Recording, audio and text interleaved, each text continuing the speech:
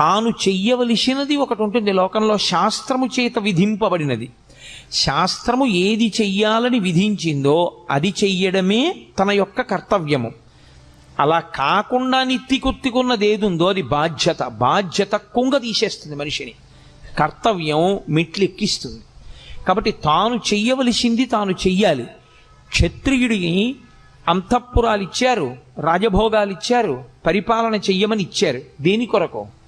క్షత్రియుడు మంచం మీద చచ్చిపోవడం అత్యంత హేయమైన విషయంగా చూసింది శాస్త్రం. ఆనాటికి ఉన్నటువంటి వ్యవస్థ అటువంటిది. ఆయన 10 మందిని రక్షించాలి. అందుకే తనకి వైరం ఉందా లేదా అనవసరం. తనకి వైరం ఉన్నా లేకపోయినా తాను మాత్రం అమాయకులను పీడించేటటువంటి వాళ్ళని నిగ్రహించడం కోసం యుద్ధభూమికి వెళ్ళి అలా అమాయకుల్ని పాడు చేసేటటువంటి వాళ్లతో చేసేటటువంటి యుద్ధంలో తాను శరీరం విడిచిపెట్టినా తాను స్వర్గానికి వెడతాడు తప్ప తనకి అక్కర్లేని ధర్మం నెత్తి మీద వేసుకుని తన కర్తవ్యాన్ని తాను విస్మరిస్తే, తాను ప్రశాంతంగా శాంతి బోధ చేస్తూ తాను మరణిస్తే, లోకంలో ఉన్న వాళ్ళందరినీ బాధ పెడుతున్నటువంటి రాక్షస శక్తుల్ని దునుమాడవలసినటువంటి వాడు తన కర్తవ్యాన్ని తాను నిర్వర్తించకుండా అక్కరలేని కర్తవ్యాన్ని తెచ్చి తన నెత్తి మీద పెట్టుకుని ఆ కర్తవ్య నిర్వహణ చేత తాను శరీరం విడిచిపెడితే అటువంటి వాడు అధమలోకాలకు వెళ్ళిపోతాడు, అధమ ఉపాధుల్లోకి వెళ్ళిపోతాడు. కాబట్టి ఎవరు చెయ్యవలసినటువంటి కర్తవ్యాన్ని వాళ్ళు చెయ్యవలసి ఉంటుంది. ఇప్పుడు అర్జునుడికి వచ్చినటువంటి పెద్ద వైక్లభ్యం ఎక్కడొచ్చిందంటే, ధర్మము అన్నదాన్ని ఒకదాన్ని పట్టుకున్నాడు. చంపడం తప్పు, అందులో సందేహం లేదు. భూతదయ అన్ని ధర్మములలోకి గొప్ప ధర్మం, నిష్కారణంగా చంపకూడదు. కానీ ధర్మమును నిలబెట్టడం కోసం ధర్మాన్నే పాడు చేస్తున్న వాళ్ళు ఎవరున్నారో అటువంటి వాళ్ళని సంహరించి ధర్మాన్ని నిలబెట్టవలసినటువంటి కర్తవ్యం క్షత్రియుడిది. అసలు తాను చెయ్యవలసిన ధర్మాన్ని, తన కర్తవ్యాన్ని తాను విస్మరించి తాను అక్కర్లేని ధర్మాన్ని ఒకటి నెత్తి మీద పెట్టుకున్నాడు. ఇక్కడ వచ్చింది సమస్య అంతా. అక్కరలేని వైరాగ్యాన్ని నెత్తి మీద పెట్టుకుని అక్కరలేని విషయాన్ని తాను అన్వయం చేసుకుని తాను చెయ్యవలసిన అవసరం లేని పని తాను చేస్తానని, తాను చెయ్యవలసిన పనిని తాను చెయ్యనని భీష్మించుకోవడం చేత తాను పాడవడమే కాకుండా ఇప్పుడు లోకంలో అధర్మం నిలబడకుండా చెయ్యవలసిన వాడు అలా చెయ్యకపోతే అధర్మము విచ్చలవిడిగా పెరిగిపోతుంది. కనుక తద్దోషము అర్జునుడికి రాకుండా మళ్ళీ ధర్మాన్ని నిలబెట్టడానికి ధర్మం విషయంలో అతను ఎక్కడ పొరపాటు పడుతున్నాడో ఆ పొరపాటుని దిద్దవలసి ఉంటుంది. అది అడ్డుపెట్టి మాట్లాడుతున్నది అర్జునుణ్ణి. కానీ అసలు మన ధర్మం ఏమిటి, మనం ఏం చెయ్యాలి, మనం ఎందుకు పాడవుతుంటాం, మనకి మళ్ళీ మళ్ళీ ఎందుకు పునర్జన్మ కలుగుతూ ఉంటుంది, ఈ రహస్యాలన్నీ తెలుసుకోవాలనుకుంటున్నటువంటి వాడికి కృష్ణుడు చేసినటువంటి భగవద్గీత బోధని వినడం తప్ప, దాన్ని ఆచరణలోకి తెచ్చుకోవడం తప్ప తప్పించుకోవడానికి పునర్జన్మని వేరొక మార్గం మాత్రం ఉండదు.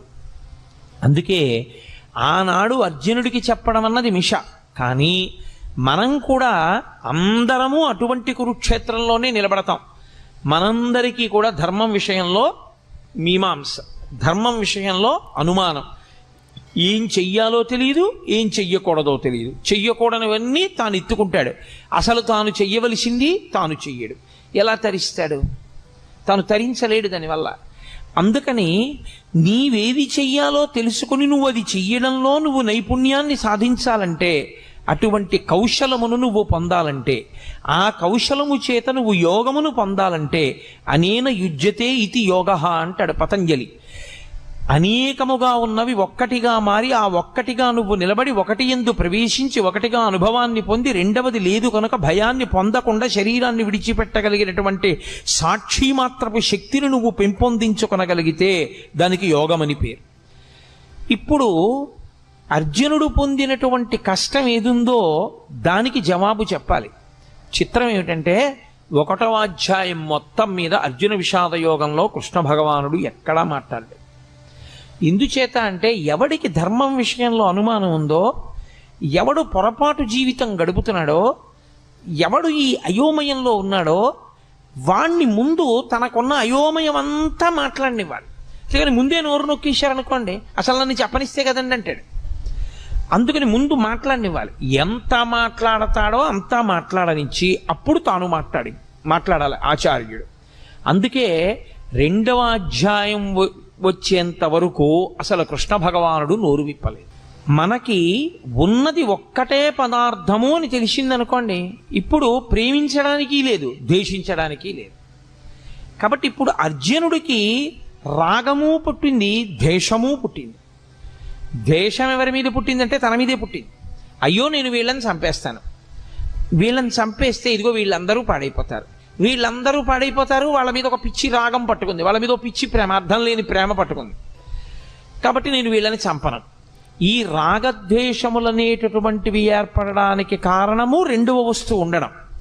ఇప్పుడు ఈ 2వ వస్తువు ఉన్నది అనేటటువంటిది ఏదో, దానినే మోహము అని పిలుస్తారు శాస్త్రంలో.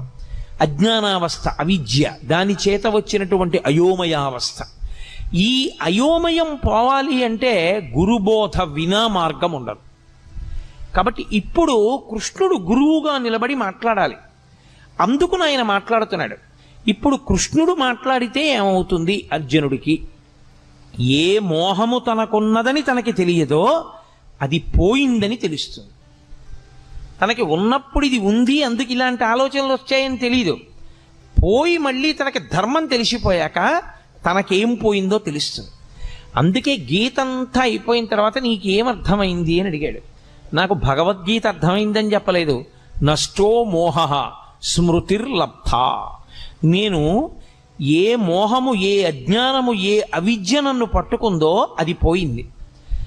నాకు ఏది ఇంత పూర్వం తెలిసి ఉన్నదో అది ఇప్పుడు మళ్ళీ నాకు తెలిసి వచ్చింది. అంటే జ్ఞానము మీద కమ్ముకున్నటువంటి మేఘములు ఎగిరిపోయి ఈ స్థితి మళ్ళీ నువ్వు బోధించడం చేత నాకు కుదిరింది. అందుకని ఇప్పుడు అర్జునుడు అవధి లేనటువంటి అజ్ఞానంతో మాట్లాడేశాడు. మాట్లాడి తనే పెంచేసుకున్నటువంటి బెంగ ఇదంతా. ఇది చాలా చిత్రమైనటువంటి లక్షణం. సాగిపోయినంత కాలం బాగుంటుంది.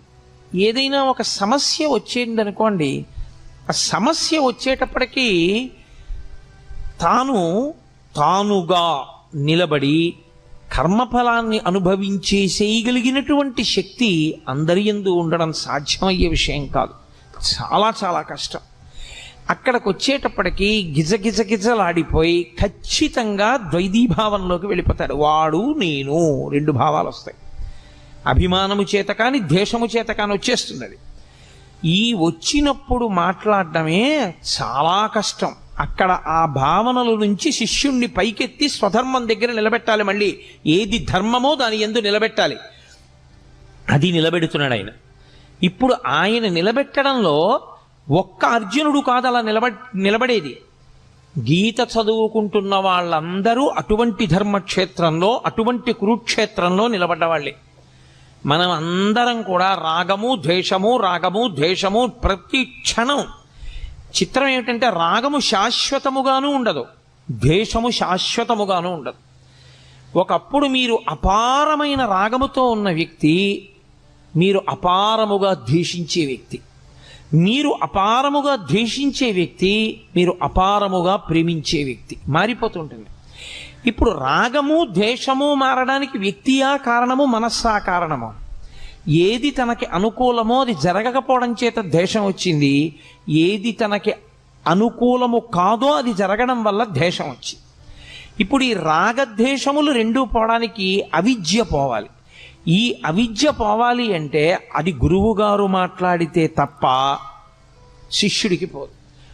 కాబట్టి ఇప్పుడు ఏం చేస్తాడంటే అవిద్యలో వెడుతున్నవాడు విశేషమైన చిత్తభ్రాంతికి, చిత్తమాలిన్యానికి, భయానికి లోనైపోతాడు. ఈ భయానికి అంతుండదు. ఇంకా ఎంత భయంతోటో వెర్రిముర్రి ఆలోచనలన్నీ పెరిగిపోతుంటాయి.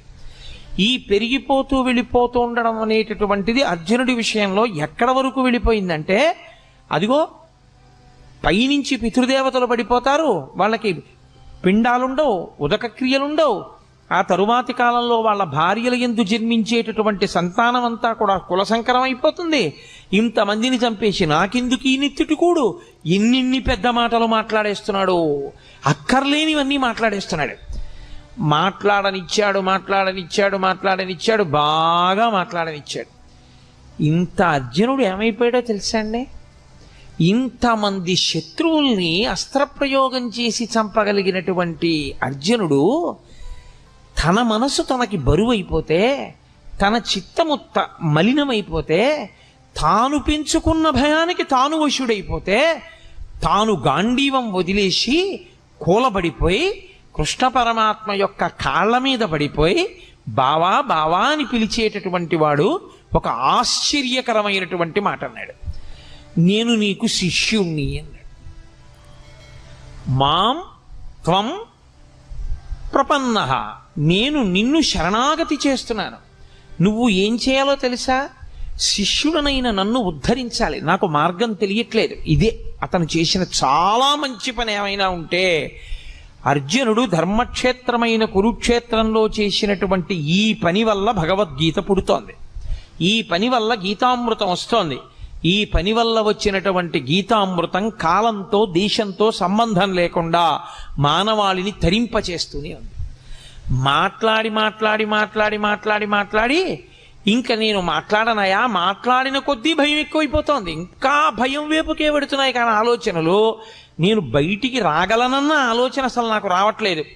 కాబట్టి మీరు వినా నాకు శరణ్యము లేదు. గురువుగారి కాళ్ళ మీద పడిపోయి నేను ప్రపన్నుడను అంటే నేను శరణాగతి చేస్తున్నాను, మీరు నన్ను స్వీకరించి నా యొక్క బాధనంతటినీ పోగొట్టండి. ఇప్పుడు అసలు నేనేం చెయ్యాలి నాకు అర్థం కావట్లేదు అన్నాడు. ఎవరు? యుద్ధం చేస్తానని వచ్చినవాడు. ఇప్పుడు కాదు, ఎప్పటి నుంచో యుద్ధం చేస్తాను కౌరవుల్ని సంహరిస్తానని పెద్ద తపస్సు చేసి పరమేశ్వరుణ్ణి సాక్షాత్కరింపజేసుకుని పాశుపతాస్త్రం పొందినవాడు, అంతమంది దేవతల దగ్గర అన్ని అస్త్రాలు పొందినవాడు, అంతమంది గురువుల్ని సేవించినవాడు, ఎప్పుడు కురుక్షేత్ర సంగ్రామం జరుగుతుందా కౌరవుల్ని మట్టు పెడదామని ఎదురు చూచినవాడు, ఇవాళ ఆశ్చర్యంగా యుద్ధం చేయడం మాట దేవుడిని వారు కృష్ణ పరమాత్మ యొక్క కాళ్ళ మీద పడిపోయి, కృష్ణ నీవు తప్ప నాకు దిక్కెవరు, కాబట్టి నువ్వే నన్ను రక్షించాలి. ఆయన మాట్లాడడం మొదలుపెట్టాడు. ఆయన మాట్లాడుతూనే ప్రారంభం ఏమన్నా తెలుసా అండి? ఆయన మాటలకున్నటువంటి గమ్మత్తు ఏమిటంటే ఆయన మాట మొదలు అదే, భగవద్గీతలో ఆయన మాట చివర అదే. ఆయన అసోత్యానన్వశోచస్త్వం ప్రజ్ఞావాదాంశ్చ భాషసే గతాసూ నగతాసూంశ్చ నానుశోచంతి పండితాః. అశోచ్యానన్వశోచస్త్వం అంటూ ప్రారంభం చేశాడు. ఏడవవద్దు, శోకము వద్దు, అసలు ఈ దిక్కుమాలిన ఏడుపన్నది మొదట మానే. భగవద్గీత వింటే వచ్చేది ఏమిటి? ఏడవడం పోతుంది. భగవద్గీత ప్రారంభంలో కృష్ణ పరమాత్మ ఏ శ్లోకంతో ప్రారంభం చేశారో అదే శ్లోకంలో ఉన్న అదే తాత్పర్యంతో, అదే ధర్మంతో, అదే మాటతో భగవద్గీత పూర్తి. సర్వధర్మాన్ పరిత్యజ్య మామేకం శరణం వ్రజ అహం త్వా సర్వపాపేభ్యో మోక్షయిష్యామి మాసుచ. ఏడవవద్దు, శోకించవద్దు. అసలు శోకము తప్పు. శోకమన్న మాటకు అర్థం లేదు. శోకించడానికి కారణము లేదు. దేనికి శోకిస్తావు? దేనికి ఏడుస్తున్నావు నువ్వు? అసలు నువ్వు ఏడవడానికి కారణం ఏమిటి? పైగా ఏడిచేటప్పుడు ఎలా మాట్లాడుతున్నావు? అశోచ్యానంద్వశోచస్త్వం ప్రజ్ఞావాదాంశ్చ భాషసే. వాత పెట్టి మాట్లాడాడు. ఒక గురువు ఎలా మాట్లాడాలో అలా మాట్లాడాడు. ప్రజ్ఞావాదాంశ్చ భాషసే. 4 పుస్తకాలు జరిగితే మాట్లాడడం అనుకుంటున్నావా? లేకపోతే ఏదో నీ బుద్ధికి తోచింది మాట్లాడడం అనుకుంటున్నావా? ఏమిటి పెద్ద పెద్ద మాటలు మాట్లాడుతున్నావు? ధర్మం అంటున్నావు, యుద్ధం చేయనంటున్నావు, నేను చంపేస్తానంటున్నావు, నేను చంపేస్తే వీళ్ళు చచ్చిపోతారంటున్నావు, పతంతి పితరో హ్యేషాం లుప్త పిండోదక క్రియా అంటున్నావు, ఉత్తరగతుల గురించి మాట్లాడుతున్నావు, కుల సంకరం గురించి మాట్లాడుతున్నావు. ఏమిటివన్నీ? నువ్వు మాట్లాడగలిగిన మాటలు అనుకుంటున్నావా? నీకు తెలిసి మాట్లాడుతున్నాను అనుకుంటున్నావా? వీటికి ఏడవవలసిన వాడివి నువ్వు అనుకుంటున్నావా? అసలు ఏడవలసిన అవసరం ఒకటి ఉందనుకుంటున్నావా లోకంలో? అశోచ్యానన్వశోచస్త్వం ప్రజ్ఞావాదాంశ్చ భాషసే గతాసూ నగతాసూంశ్చ నానుశోచంచి పండితాః. అసలు పండితుడైన వాడు ఏడవడు. తీర్పిస్తూ ప్రారంభం చేశాడు ఆయన. ఎవడు ఏడవడు? పండితుడు ఏడవడు. పండితుడు అంటే 4 పుస్తకాలు చదువుకున్నవాడు, 3 శ్లోకాలు బట్టి పట్టినవాడు కాడు. పండాహ అంటే ఆత్మజ్ఞానమున్నవాడు. అందుకే పోతన గారికి సహజ పండితుడని పేరు. ఆయన మహానుభావుడు. అందుకే శ్రీకైవల్య పదంబు చేరుటకునై చింతించదన్ లోకరక్షయికారంభకు భక్తపాలన కళా సంరంభకున్ దానవోద్రేక స్తంభకు కేళిలోల విలస దృగ్జాల సంభూత నానా కంజాత భవాండ కుంభకు మహానందాంగనా ఢింబకున్నని చెప్పుకున్నాడు. శ్రీకైవల్య పదంబు చేరుటకునై పునరావృత్తిరహిత శాశ్వత శివ సాయుధ్య స్థితి కొరకు నేను భాగవతాన్ని ఆంధ్రీకరిస్తున్నానన్నాడు. కాబట్టి ఎవరు ఆత్మజ్ఞానము కలిగిన వారో వాళ్ళు అసలు ఏడవరు. ఏడవడానికి కారణం ఎందుకు? ఈ శరీరం పోతుందని ఏడుస్తున్నావా?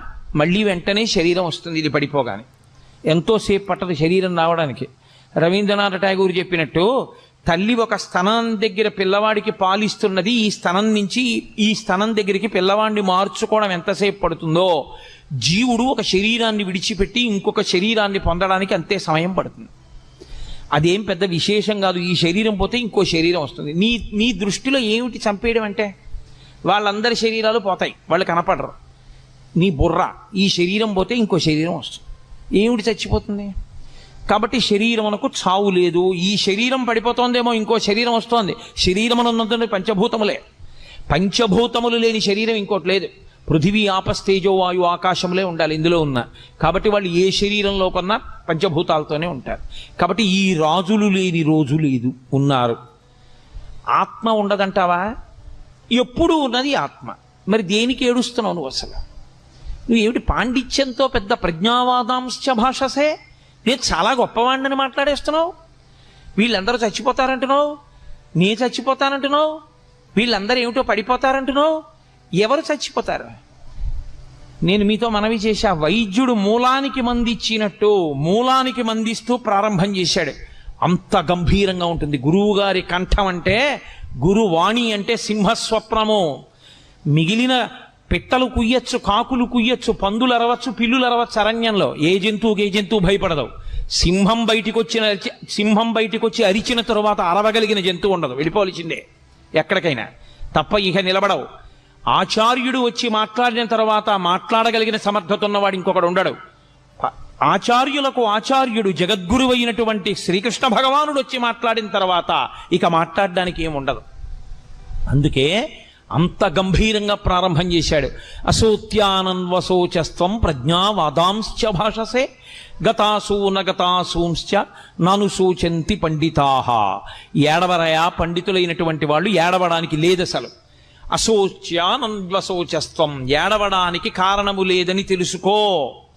అంటే నేను మీతో మనవి చేశా, ఎక్కడికి వెళ్ళాడు? రాగము ద్వేషము ఈ రెండో పదార్థం ఉంటేనే. అసలు రెండవ పదార్థము లేదు, ఉన్నది ఒకటే పదార్థమైనప్పుడు ఆ పదార్థములకు రాగము లేదు, ద్వేషము లేదు. ఏడిపెందుకు నీకు? దేనికి ఏడుస్తున్నావు? ఏ కారణానికి ఏడుస్తున్నావు? ఉలిక్కి పడ్డాడు ఇంత అర్జునుడు. అక్కడి నుంచి వెళ్ళిందండి భగవద్గీత. ఎన్ని ధర్మములు, ఎన్ని విషయములు, ఎన్ని గుణములు, ఎన్నిటిని బోధ చేశాడో. అందుకనది యోగమైంది. అర్జున విషాదము యోగం ఎందుకైందంటే ఆ విషాదము ధర్మ సంబంధమైనది.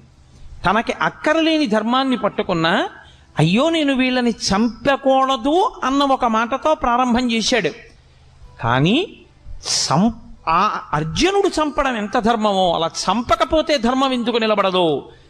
ధర్మము యొక్క స్వరూపం అంటే ఎలా ఉంటుందో అంత అద్భుతంగా మాట్లాడాడు కృష్ణ పరమాత్మ. అలా మాట్లాడితే వచ్చినటువంటి స్వరూపమే గీతాస్వరూపము. ధనము తనంత తానుగా చెడ్డది ఎప్పుడూ కాదు. డబ్బుండడం ఎప్పుడూ చెడ్డ కాదు. కానీ ధనముని ఎలా సంపాదిస్తున్నామన్నది మాత్రం చాలా ముఖ్యం. డబ్బు సంపాదించవద్దన్నది లోకంలో ఏ శాస్త్రము చెప్పలా. డబ్బు సంపాదించవద్దు అని చెప్పలేదు సరికదా. డబ్బు సంపాదించకపోతే పాడైపోతావు, డబ్బు సంపాదించాలని చెప్పారు. కానీ మీరు ఇక్కడ ఒక్క విషయాన్ని జ్ఞాపకం పెట్టుకోండి. డబ్బు సంపాదించడం అనేది ఎంత ముఖ్యమో, సంపాదించిన డబ్బు వలన అహంకారం పెరగకుండా ఉండడం కూడా అంతే ముఖ్యం. ఎందుకో తెలుసా? తొందరగా మనిషికి అహంకారాన్ని కల్పించగలిగినది ఏది అంటే డబ్బే. రామకృష్ణ పరమహంస ఒక ఉదాహరణ చెప్తుండేవారు. ఒక మహారాజు గారు భద్రగజం ఎక్కి వెళ్ళిపోతున్నాడు. ఆ కింద ఓ పెద్ద కన్నం ఉంది. ఆ కన్నంలో కప్ప ఒకటి ఉంది. ఆ కప్ప పైకి వచ్చి, కప్ప కాలు ఎంతంటే ఎంత ఉంటుందండి? ఎంత పెద్ద కప్ప అయితే మాత్రం ఇంత ఉంటుంది. ఇంత పెద్ద కప్ప అయితే దాని కాలు ఇంత ఉంటుంది. అది ఏం చేసిందంటే రాజుగారు ఏనుగెక్కి వస్తున్నాడు, ఎదురైన చౌతన మదకరీంద్రము డిగ్గికేలు తనసగి ఎక్కించుకొని అంటాడు అలసాని పెద్దనగారు. అలా ఏనుగు మీద వస్తున్నాడు. ఈ కప్ప కన్నంలోంచి బయటికి వచ్చి కాలెత్తింది. ఏయ్ ఏనుగా పక్కకి పో, ఇక్కడ నేనున్నానని తెలీదా, ఇలా వస్తున్నావు, నేనున్న ఇల్లు ఒళ్ళు దగ్గర పెట్టుకోండి. రామకృష్ణ పరమహంస శిష్యుడితో నించుని ఉన్నారు. శిష్యుడు తెల్లబోయి పరమహంసని అడిగాడు, ఇదేమిటంటే ఏనుగు మీద కప్ప కాలెత్తుతోంది, ఇంత ధైర్యం ఇంత గర్వం కప్పకి ఎందుకు వచ్చాయన్నారు. అంటే పరమహంస అన్నారు, ఇవాళ మధ్యాహ్నం ఇటుగా జేబుకి చిల్లున్న లాల్చీ వేసుకున్న వ్యక్తి వెళ్ళాడు. పావలా కాసు చిన్నది కదూ, ఆ కన్నంలోంచి జారి కింద పడి దొల్లి కప్ప ఉన్న కన్నంలోకి వెళ్ళింది. కప్ప దగ్గర పావలా ఉంది ఇప్పుడు, అందుకని ఏనుగు మీద కాలెత్తింది. మాకురుధన జన యవ్వన గర్వం హరతి నిమేష కాలసర్వం మాయామయమిదమఖిలం హిత్వా బ్రహ్మపదం తం ప్రవిశ విదిత్వా అంటారు శంకర భగవత్పాదులు. డబ్బేం చేసింది, డబ్బా నిన్ను పాడు చేసింది. ఎంత ఐశ్వర్యమున్నా పరమ వినయ విధేయతలతో ప్రవర్తించినటువంటి గొప్ప గొప్ప చక్రవర్తులు లోకంలో లేరు. వాళ్ళకి ఏమైనా దోషం వచ్చిందా? ధర్మరాజు గారు ఎంత ధార్మికంగా ఎంత వినయంగా ప్రవర్తించాడు, భీష్మాచార్యుల వారు ఎంత వినయంతో ప్రవర్తిస్తాడు, నలచక్రవర్తి ఎంత వినయంతో ప్రవర్తించాడు, ఈ భూమండలాన్నంతటినీ ఏలినటువంటి చక్రవర్తులు ఎంత వినయంతో ప్రవర్తించారు. వాళ్ళు ఎంత డబ్బు సంపాదించినా ఆ డబ్బు వాళ్ళ యొక్క అహంకారానికి ఎన్నడూ కారణము కాలేదు. వాళ్ళు పరమ వినయంతో ప్రవర్తించి ఆ డబ్బుని సద్వినియోగం చేసి జీవితంలో గట్టెక్కారు. జనక మహారాజు గారు సర్వ సంగములు విడిచిపెట్టి విదేహ వంశమునందు జన్మించి దేనితోటి సంబంధం లేకుండా, రాజ్యంతో సంబంధం లేకుండా రాజ్య పరిపాలన చేస్తూ నిస్సంగి జీవితాన్ని గడిపి తరించలా. బ్రతకడం రావాలి. బ్రతకడం రానప్పుడు అహంకారం ఒక్కటే ఉండిపోయింది అనుకోండి. అహంకారం చిట్ట చివరికి ఏం చేస్తుంది అంటే, డబ్బు వలన వచ్చినటువంటి అహంకారం చాలా ప్రమాదకరమై సర్వభ్రష్టత్వాన్ని పొందేసిన తరువాత ఒక పెద్ద ఇబ్బంది కూడా తెస్తుంది. ఇంత బ్రతికిన వాడు ఒక గోడ నీడలో నిలబడి భిక్షాటన కూడా చేయలేడు, రూపు మార్చుకొని తిరగవలసి ఉంటుంది ఎవరు గుర్తుపట్టకుండా. అందుకని జాగ్రత్త సుమా. ఒకడికి డబ్బు ఉంది, వాడు కించిత్ కూడా పాడవలేదు. వాడు కించిత్ కూడా పాడవకుండా ఆ ద్రవ్యాన్ని చక్కగా వినయ విధేయతలతో దాన ధర్మాలకి ఖర్చు పెడుతూ, ఇదంతా పరమేశ్వరుడిచ్చింది నాది కాదు ఈశ్వరుడిదన్న భావనతో పరమ ఉద్దికగా జీవితం చేశాడు. వాళ్ళని డబ్బేం పాడు చేసింది? ఒక్కొక్కడు 5 రూపాయలు అహంకారానికి కారణమైపోతోంది. అది డబ్బు పాడు చేసిందా? డబ్బు పాడు చేయలేదు, బుద్ధి పాడు చేసింది. అందున డబ్బు బుద్ధిని, సరస్వతి బుద్ధిని 2 రకాలుగా పాడు చేసేస్తాయి. అదేమిటండి, సరస్వతి అంటే బుద్ధిని ఇవ్వాలి కదా, పాడు చేయడం ఏమిటి అంటే అహంకారం ఉంటే. యవ్వని వాకిట ఇభమద పంకంబు రజభూషణ రజో రాజినడగు అంటుంది ద్రౌపదీదేవి భారతంలోనే. ధర్మరాజు గారి ఐశ్వర్యం ఎటువంటిది అంటే, ఆయన దర్శనం చెయ్యడానికి లోపలికి వెళ్ళేటటువంటి చక్రవర్తులు ఒకరినొకరు తోసుకుంటే వాళ్ళు భుజాలకి పెట్టుకున్న వజ్రములు వైఢూర్యములతో కూడుకున్న ఆభరణములు ఒరుసుకున్నప్పుడు వాటి యొక్క నుషి కింద పడి గాలికి పైకి రేగుతుంటే, ఆయన అంతఃపురం ముందు కట్టబడినటువంటి మదగజముల యొక్క చెవుల పక్కనున్న కన్నములలోంచి కారిన మదజలముల చేత ఈ రేగుతున్న వజ్ర వైఢూర్యముల ధూళి అణచబడుతుండేదిట. అంతటి ఐశ్వర్యవంతుడయా ధర్మరాజు అంటే. ఏమిటి తేలిగ్గా మాట్లాడుతున్నావు? అయితే ధర్మరాజు పాడవడానికి పనికొచ్చింది ఐశ్వర్యం? పనికి రాలేదుగా. ఎంత ఐశ్వర్యం ఉంటే ధర్మరాజు గారు ఉలికులికి పడ్డాడు? ఏం ఉలికి పడలేదుగా. లేనినాడు బెంగెట్టుకున్నాడా? మీరు విన్నారుగా, వ్యాసుల వారి గురించి చెప్పినప్పుడు తీసుకెళ్లి మళ్ళీ హిమవత్ పర్వతం మీద ఉన్న ఐశ్వర్య నిధులను ఇచ్చాడు. ఇస్తే దాచుకున్నాడా? అశ్వమేధయాగం చేసి అందరికీ పంచిపెట్టేశాడు. అందుకే ఆ లోపల ఉండవలసినటువంటి సంస్కార బలము ఉండకపోతే దంభముగా పరిణమించిందనుకోండి, అది చాలా ప్రమాదహేతు. ఎదుటివాడు కూడా పట్టుకోలేడు. ఎందుకని అంటే చాలా మంచివాడిలా కనపడుతూ ఉంటాడు పైకి. ఎలా తెలుసుకుంటారండి? సాధారణంగా వేషాన్ని చూస్తే చాలా మంచివాడు అనే అనుకుంటారు కదా. ఒక కొంగ ఉందనుకోండి, ఓ సరోవరం పక్కన నించుంటుంది, ఒంటికాలు మీద నించుంటుంది, కళ్ళు మూసుకుంటుంది, సాధారణంగా తెల్లగా ఉంటుంది. కొంగ జపం అంటారు. అందుకే చూసిన వాళ్ళు ఏమనుకుంటారు, అబ్బా ఈ కొంగ ఏదో పెద్ద మార్పు వచ్చేసింది, లోపల జీవుడెవరో ఆ సరోవరంలో స్నానం చేసి ఇంత తెల్లవారకట్ట దాని ఒడ్డున నించుని ఇంత చలిలో అలా కళ్ళు మూసుకొని అలా జపం చేస్తోందే కదలకుండా అనుకుంటాం. అది నిజానికి సంపుటములను ముందుకు చాపి ఇలా చూసుకుంటూ ఉంటుంది. చేప నీళ్లలోంచి ఇలా వచ్చిందనుకోండి, చటుక్కున తిరిగి సంపుటములతో చేపని పట్టుకుని పైకి ఎగిరిపోయి తినేస్తుంది. నిలబడింది ఒంటికాల మీద, ఒళ్ళంతా తెలుపు, చూస్తే శుద్ధ సత్వస్వరూపంతో ఉన్నట్టుంది.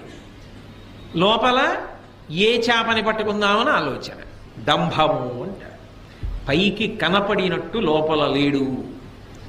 ఎంత రంగు పట్టుబట్ట కట్టి ఎంత గొప్పగా విభూతి పుండ్రాలు ఒళ్ళంతా పెట్టుకుని ఎంతంత వేషాలు కట్టినా నీ లోపల బుద్ధులు మాననప్పుడు దంభం కాదు. లోపల బుద్ధి పోలేదు. పైన శరీరానికి ఎన్ని అలంకారాలు చేస్తే పుట్ట మీద కొడితే పాము చచ్చిందా? లోపల కొట్టాలి. గొరుగు చుందురు జుత్తు కొన్ని వందల సార్లు దాని పాపమేమో కానరాదు, అఖిల పాపములకు నిలయమైన మనసు గొరగడేమి మానవుండు అన్నాడు ఒక ఆధునిక కవి.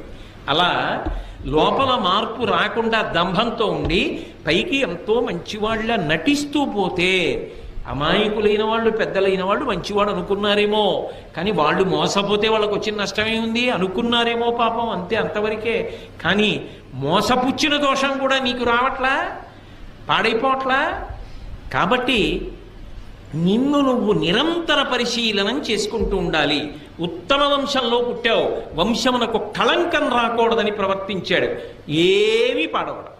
ఉత్తమ వంశంలో పుట్టా, అహంకారానికి కారణమైంది, తాను పాడవడు, ముందు పుట్టిన వాళ్ళు కూడా పాడైపోతారు. సరస్వతీ కటాక్షం ఉన్నది, ఏమి పాడవడు. ఆ సరస్వతీ కటాక్షం 10 మంది హితానికి పనికొచ్చిందనుకోండి, ఆవు గడ్డి తిని పాలిచ్చినట్టు తాను కష్టపడి చదువుకున్న శాస్త్రాన్ని 10 మందికి ఉదారంగా పంచిపెట్టేశాడనుకోండి, తాను శాశ్వతమైన కీర్తిని పొందుతాడు. నాకేం తెలుసు అని వినయంతో బ్రతికాడు అనుకోండి, భగవంతుని యొక్క అనుగ్రహానికి పాత్రుడవుతాడు.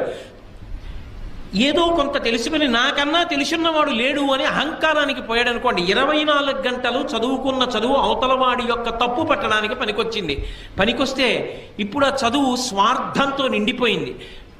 ఏదో ఒకటి ప్రతిఫలం లేకపోతే ఆయన చదువుకున్న చదువు వల్ల సమాజానికి ఉపయోగం ఉండదు. అప్పుడు ఏమవుతుంది, చాలా గొప్ప పడగ నాగుపాముది, దాని మీద మణి ఉంది. నాగుపాం పడగ మీద ఉన్న మణి ఎవరికైనా ఉపయోగపడుతుందా? వెళ్ళి తీసుకోగలరా? ఆయన ఎంత చదువు ఉంటే మాత్రం ఎవరికి ఉపయోగపడుతుంది? అవతల వాళ్ళలో తప్పులు ఎంచడానికి పనికొస్తుంది, ఇంకొకరిని చిన్నబుచ్చడానికి పనికొస్తుంది. అలా ఉండకూడదు కదా. చదువు అవతల వారు ఎంత చిన్నవాడైనా గౌరవించడానికి పనికి రావాలి. చాలా బాగా చెప్పావోయ్, చాలా బాగా మాట్లాడేవోయ్ అని పిల్లల్ని కూడా ప్రోత్సహించగలగాలి. శ్రీభాష్యం అప్పలాచార్య స్వామి వారు ఎవరైనా రామకథ చెప్తుంటే చెప్పబోయ్, రామాయణం ఎంతకాలం బ్రతికుంటుందో అంతకాలం మనుష్యత్వం బ్రతికుంటుంది నాయన అనేవారు. అంతేగాని నీకేం తెలుసు రామాయణం, నువ్వేం చెప్తావు రామాయణం అనలేదే. అందుకు మహానుభావుడు ఇప్పటికీ కూడా స్మరింపబడుతున్నారు ఆయన. సరస్వతీ కటాక్షం నీకు వినయం ఇచ్చిన నాడు ఏమి నిన్ను పాడు చేయదు, ఇంకా వృద్ధిలోకి వస్తావు. అహంకారం ఇచ్చిన నాడు పతనమైపోతావు. లక్ష్మీ కటాక్షము నీకు జన్మతః ఉండని, మధ్యలో కలిసి రాని, న్యాయార్జితంగా నీకు కలిసి వచ్చింది, అది నిన్నేం పాడు చేయదు. దాని పట్ల నీకు సంగము లేకుండా అది భగవంతుడి అనుగ్రహం అని నువ్వు నిలబడగలిగిన నాడు అది నిన్ను పాడు చేసేది కాదు. ఇదంతా నాదే అని అహంకారం అనకపోతే నువ్వు భ్రష్టమైపోతావు. ఆ డబ్బు నీ దగ్గర ఉన్నందుకు సమాజము భ్రష్టమైపోతుంది. కాబట్టి ఈ 3 ఉండడం తప్పు కాదు. పరిణతి లేని వాడి దగ్గర ఉండడం వల్ల వాడు పాడై మిగిలిన వాళ్ళని పాడు చేస్తాడు. అథవా మీరు తిప్పి ఆలోచించండి, ధృతరాష్ట్రుడైతే ఎలా అర్థం చేసుకోవాలప్పుడు?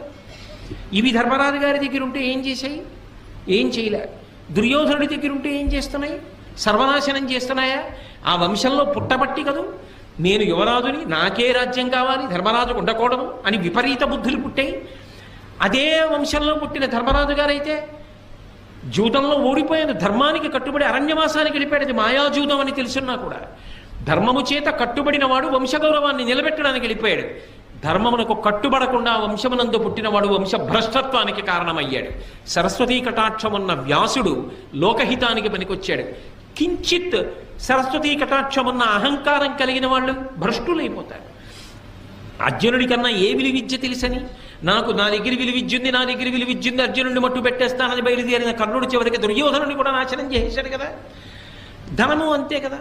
కాబట్టి ఉండడం తప్పు కాదు, నీ మనసుకి పరిణితి లేకుండా అవి నీ దగ్గర ఉంటే పాడు చేస్తాయి. పరిణితి ఉంటే ఈ మూడు నిన్ను ఉద్ధరణ వైపుకి తీసుకెడతాయి. ఇది బాగా జ్ఞాపకం పెట్టుకోవలసిన విషయం సుమా.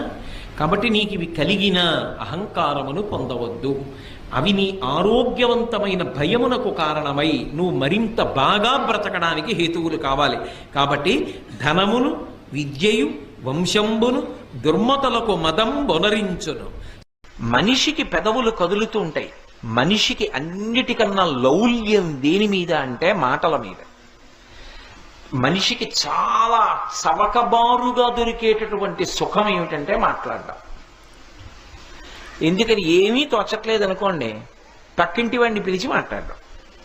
ఏమీ తోచట్లేదు అనుకోండి, ఆయన ఏదో పాపము చదువుకుంటాడు, ఆయన ఏదో పని చేసుకుంటాడు, ఆయన ఇంటికి వెళ్ళి కూర్చుని మాట్లాడడం. ఆయన ఇంటికి ఎందుకు? నీకెటూ పని లేదు, ఆయన ఎందుకు పాడు చేస్తావు? నా బోటి వాడి గురించి చెప్తున్నాను. మీరు అలా చేయరనుకోండి, ఆయన్ని ఎందుకు పాడు చేయడం? అంటే ఓ రూపాయి ఖర్చు అక్కర్లేదు కదా, మాట్లాడుకుంటే చాలు. కానీ ఈశ్వరుడు మాట ఎంత గొప్పగా ఇచ్చాడు. ఎవ్వరికీ లేదు మాట, మనుష్యుడికి ఒక్కడికే ఉంది. ఆ మాట చేత ఎంత కష్టంలో ఉన్నవాణ్ణి ఓదార్చవచ్చు. మాటతో బ్రతికుదాం అనుకున్నవాణ్ణి కూడా చచ్చిపోయేటట్టు చేసేయచ్చు. రావణాసురుడు మాట్లాడిన మాటలకి సీతమ్మ తల్లి చనిపోదాం అనుకోలా? అదే సీతమ్మ తల్లి హనుమ మాట్లాడితే బ్రతుకుదాం అనుకోలా? ఒకడి మాటకి బ్రతుకుదాం అనుకుంది, ఒకడి మాటకి చచ్చిపోదాం అనుకుంది. మాట అంత శక్తివంతమా కాదా? అంత శక్తివంతమైనటువంటి మాటకి ఆధారం పెదవులు. ఈ పెదవులు కదులుతూ ఉండడం గొప్ప కాదు, జీవితంలో ప్రయత్నపూర్వకంగా పెదవులు కదలకుండా ఉంచగలగడం గొప్ప. అందుకే మహాత్ములు ఏం చేస్తారంటే మౌనవ్రతం చేస్తూ ఉంటారు. చంద్రశేఖరేంద్ర సరస్వతి మహాస్వామి వారు ఎప్పుడైనా ఎక్కడైనా నోరు విప్పి ఏదైనా మాట్లాడారనుకోండి, తెల్లమారేటప్పటికి కనీసం అది 200 భాషల్లోకి తర్జుమా అయ్యేది. ఆయన మాట్లాడారు అంటే సరస్వతీదేవి మాట్లాడింది, కామాక్షి పరదేవత మాట్లాడిందని గుర్తు. అందుకే నడిచే దేవుడు అని పేరుగాంచారు. అటువంటి మహాస్వామి ప్రయత్నపూర్వకంగా కుటీరంలో కొన్నాళ్ళు మౌనంలోకి వెళ్ళిపోయేవారు. అసలు మనిషి జీవితంలో చిట్ట చివర పొందవలసిన స్థితి ఏది అంటే మౌనం. బతికున్న నాళ్ళు ఉపన్యాసం చెప్పకూడదు, కొంతకాలం ఉపన్యాసాలు చెప్పాలి. ఏదో ఒక పెద్దవాడు అయిపోయిన తర్వాత ఇంకా విడిచిపెట్టేయాలి. ఏదో ఒక రోజున ఇక నేను ఈ ప్రసంగాలు చెయ్యను, ఆప్ చేసేయాలి. ప్రసంగాలు చేయని వాడైతే ఇక లౌకికమైన మాటలు నేను ఎక్కువ మాట్లాడినా. మౌనంలో ఉండాలి. అసలు తరించుట, ఆత్మను అనుభవించుట అనేటటువంటిది మౌనంలోనే జరుగుతుంది. మౌనము ఆత్మని అనుభవించేటటువంటి స్థితి. వాక్కు దానికి భంగకరం. ఆ మౌనంగా ఉండడం రావాలి మనిషికి. అన్నిటికన్నా గొప్పది ఏది అంటే మౌనమే. అందుకే ఏ మాట మాట్లాడితే ఏదొస్తుందో అంటారు. ఎవరి దగ్గర ఎంత మాట్లాడాలో, ఎప్పుడు ఎంత మాట్లాడాలో తెలిసి ఉండాలి. భూపసభాంతరాల మన పుష్కళమాచతురత్వ మాజి బాహాపటు శక్తియున్ యశమునందనురక్తియు ప్రకృతి సిద్ధగుణంబులు సజ్జనాళికిన్నంటాడు భర్తృహరి. అదే పనిగా మాట్లాడకూడదు. ఎవరితో మాట్లాడుతున్నావు అన్నది దృష్టిలో పెట్టుకుని బహు తక్కువ మాట్లాడాలి. పెద్దలతో మీరు మాట్లాడుతున్నారు అనుకోండి, మీరు మాట్లాడింది బహు తక్కువ ఉండాలి, మీరు విన్నది చాలా ఎక్కువ ఉండాలి. గురువు గారితో మాట్లాడుతున్నాను అనుకోండి, గురువు గారు మాట్లాడింది వినాలి. జవాబు చెప్పవలసి వస్తే బహు తక్కువ మాట్లాడాలి. అందుకే వాక్కు అంటే స్వామి హనుమ. అంత హనుమ లంకాపట్టణానికి వెళ్ళి సీతమ్మ తల్లి దర్శనం చేసి రాక్షస సంహారం చేసి తిరిగొస్తే అంగదుణ్ణి కూర్చోపెట్టి వానరుల్ని కూర్చోపెట్టి మాట్లాడితే తను వెళ్ళిన విషయాలన్నీ వర్ణిస్తారు. రాముడు పిలిచి ఏమైందని అడిగితే దృష్ట్వా సీత అంటారు. సీతమ్మ చూడబడినది అంతే. పెద్దల దగ్గర ఎక్కువ మాట్లాడకూడదు, పెద్దల దగ్గర వినాలి. జీవితంలో మౌనం పాటించాలి, తక్కువ మాట్లాడాలి. ఎవరు ఎక్కువ మాట్లాడతాడో వాడి ఆయుర్దాయం తరిగిపోతుంది. 100 సంవత్సరములు బ్రతకవలసిన వాడు ఎక్కువ మాట్లాడేటటువంటి అవసరాన్ని పెట్టుకుంటే 80 సంవత్సరాలకు వెళ్ళిపోతాడు. ఎవరు ఎక్కువ మాట్లాడకుండా ఉంటాడో వాడు దీర్ఘాయుష్మంతుడు అవుతాడు. అందుకే గురువు చేసేటటువంటి మహాత్యాగం ఏమిటి అంటే 10 మందికి మంచి మాటలు చెప్పడం. గురువుగారు మాట్లాడకుండా కూర్చుంటే లోకానికి జ్ఞానం ఎలా అందుతుంది? తన ఆయుర్దాయం పోతోందని తెలిసి మాట్లాడుతున్నాడు. అది గురువు చేసే త్యాగం. అందుకే గురువు శరీరాన్ని శిష్యులు రక్షించుకుంటారు. మిగిలిన పనుల విషయంలో గురువుగారు ఇబ్బంది పడకుండా చూసుకుంటూ ఉంటారు. కారణం ఏమిటంటే గురువుగారు ఎక్కువ కాలం బ్రతకాలి. బ్రతకపోతే దారి చూపించేవాడు ఎవరు? అందుకని. అంతేకాని అదే పనిగా మాట్లాడండి అనరు. కారణం ఏంటంటే గురువు ఎక్కువ కాలం బ్రతకాలి కాబట్టి. లేకపోతే లోకంలో దారి చూపించేవాడు ఉండడని. ఈ మౌనంగా ఉండండి అని చెప్పవలసి వస్తే మనం ఏమంటాం?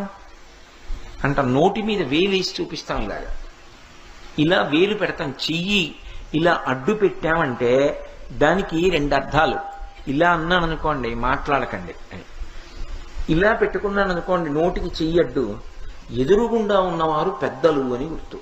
ఎక్కువ నేను మాట్లాడను, బహు తక్కువ మాట్లాడతాను, ఎక్కువ వింటాను అని గుర్తు. ఏమిటంటే ఇలా పెట్టు కూర్చుంటాం. నేను మా గురువుగారి దగ్గరికి వెళ్ళాను అనుకోండి, ఇలా కూర్చుంటాను మొదట వెళ్ళగానే. అంటే గురువుగారు, నేను ఎక్కువ మాట్లాడను, మీరు మాట్లాడింది నేను వింటాను. ఇలా చెయ్యి అడ్డు పెట్టుకున్నాడు అంటే వాడికి జీవితంలో ఎలా బ్రతకాలో, ఎన్ని మాటలు మాట్లాడాలో, ఎంత మౌనం పాటించాలో వాడికి తెలుసని గుర్తు.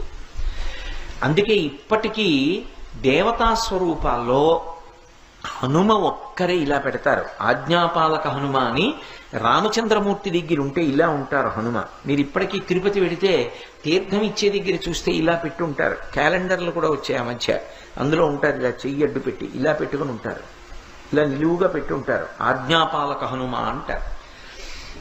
మనిషి ఎక్కువ మాట్లాడకూడదు, తక్కువ మాట్లాడాలి, ఎక్కువ వినాలి. అందుకే 1 నోరు 2 చెవులు.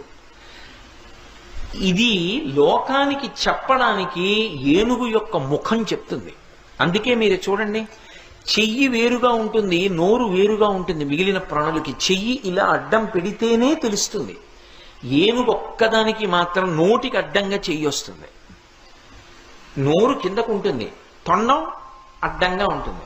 దాని తొండమే దానికి చెయ్యి అయినప్పుడు, తొండం అడ్డంగా ఉంది అంటే చెయ్యి అడ్డంగా ఉందా లేదా? నోటికి అడ్డంగా చెయ్యి పెట్టుకున్నటువంటి ప్రాణి ఎవరు? తనంత తానుగా ఏనుగొక్కటే. దంతములు 2 పక్కకి ఉంటాయి, అవి నవలడానికి పనికిరావు. అంటే తినడం కోసం దంతాలు కాదు, మాట్లాడడం కోసం నోరు కాదు.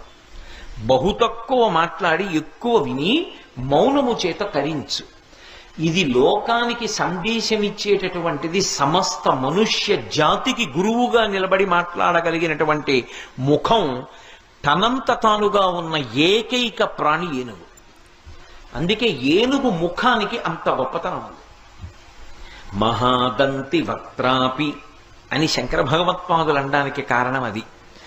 అంత పెద్ద ఏనుగు ముఖం ఉన్నవాడు. అందుకే విఘ్నేశ్వరుడికి దండం పెట్టుకోండి అని పిల్లలతో దండం పెట్టిస్తుంటారు తప్పకుండా. ఎందుకని? నువ్వు తెలుసుకోవడం కాదు, ఎక్కడ ఎంత మాట్లాడాలో తెలిసి ఉండడం కూడా చాలా అవసరం. ఎక్కడ మాట్లాడుతున్నప్పుడు ఏది జ్ఞాపకం రావాలో అది రావాలి. ఎక్కడ ఎక్కువ మాట్లాడకూడదో అక్కడ మాట్లాడకుండా కూర్చోగలగాలి. నేను ఇక్కడికి వచ్చాననుకోండి, మాట్లాడకుండా కూర్చోకూడదు. నేను మాట్లాడినంతసేపు ధారాళంగా మాట్లాడాలి. నేను రేపు ఉద్యోగం చేయడానికి వెళ్ళాను అనుకోండి, నిశ్శబ్దంగా కూర్చుని నా పని నేను చేసుకోవాలి. అక్కడికి కూడా వెళ్ళి నేను వినాయక వైభవం చెప్తానండి అన్నాను అనుకోండి, నువ్వు ఉద్యోగంలోకి రావద్దని చెప్తారు కదా. ఎక్కడ ఏం చెయ్యాలో అది చెయ్యాలి. అంతేకాని అన్ని వేళలా ఒకలా ప్రవర్తించకూడదు. అదే పనిగా మాట్లాడుతూ ఉండకూడదు మనిషి. అది చాంచల్య బుద్ధి. మనిషి తొందరగా పాడయ్యేది, ఎక్కువ పాపాన్ని మూట కట్టుకునేది దేనివల్ల అంటే మాటల వలననే మూట కట్టుకుంటాడు. ఎందుకంటే మాటకి లౌల్యం ఉంటుంది, అందులో ఒక సంతోషం ఉంటుంది. అవతల వాడిని వెటకారం చేసి మాట్లాడడంలో ఓ సంతోషం ఉంటుంది. అదే పనిగా వెటకారం ఆడుతున్నాడు అనుకోండి, పాపం మూట కట్టుకుంటాడు. ఎక్కువ పాపం దేనివల్ల మూట కట్టుకుంటాడు అంటే మాటల చేత మూట కట్టుకుంటాడు. అందుకే దోషం దొల్లకుండా ఉండాలి అంటే తక్కువ మాటలు మాట్లాడాలి తప్ప ఎక్కువ మాట్లాడకూడదు. నోటికి చెయ్యడ్డు పెట్టుకుని మనుష్య ప్రాణి ఎలా బ్రతకాలో సూచించేటటువంటి ముఖము తనంత తానుగా ఉన్నవాడెవరు అంటే విఘ్నేశ్వరుడు. పైగా వేదం ప్రమాణవాక్కు మనకి. ఆ వేదం 84 లక్షల జీవరాశుల్లో 3 ప్రాణులను ఉత్కృష్ట ప్రాణులు అని పిలిచింది. ఉత్కృష్ట ప్రాణులు అంటే చాలా గొప్పవి అంది. ఏ కారణం చేత వీళ్ళు ముగ్గురు గొప్పవారు అని అడిగారు. అడిగితే వేదం ఈ ముగ్గురు ద్వైపములు అంది. ద్వైపం అంది. ద్వైపం అంటే ఏదైనా పుచ్చుకోవాలి లోపలికి అంటే 2 అంచెలలో తీసుకోవాలి. ఒకరికి ఇచ్చేయాలి అంటే ఒక అంచెలో ఇచ్చేస్తే అటువంటి ప్రాణులని ద్వైపములు అంటారు. తప్ప ఒక అంచెలో లోపలికి పుచ్చుకుని ఇచ్చేటప్పుడు 2 అంచెల్లో ఇచ్చిందనుకోండి హీన ప్రాణి అని గుర్తు.